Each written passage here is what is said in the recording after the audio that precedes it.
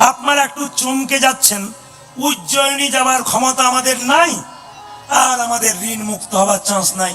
একটা সহজ উপায় বলে দিই, একবারে সহজ, বাড়ির সামনে হবে। আপনার বাড়িতে হনুমানজির মূর্তি আছে কিংবা হনুমানজির কি আছে, ছবি আছে। এক কাজ করবেন, প্রতি শনিবার হনুমানজির মন্দিরে পরপর 21টা শনিবার, যদি হনুমানজির মন্দির কাছে থাকে খুব ভালো হয়, যদি না থাকে আপনার বাড়িতে যে হনুমানজির চিত্রপট আছে সেটাকে বাড়িতে রেখে যদি পরপর 21 শনিবার হনুমান চল্লিশা প্রতিদিন 11 পার করে পড়তে পারেন, 21 সপ্তাহের মধ্যে গ্যারান্টি দিলাম, এই শাস্ত্র গ্যারান্টি দিচ্ছে, আপনি ঋণ মুক্ত হতে পারবেন। কোথায় বললাম? হনুমানজির মন্দিরে। কত সপ্তাহ? 21টি শনিবার। কতবার পড়বেন? 11 বার করে একদিনে হনুমান চল্লিশা পড়বেন, ঋণ মুক্ত হবেন।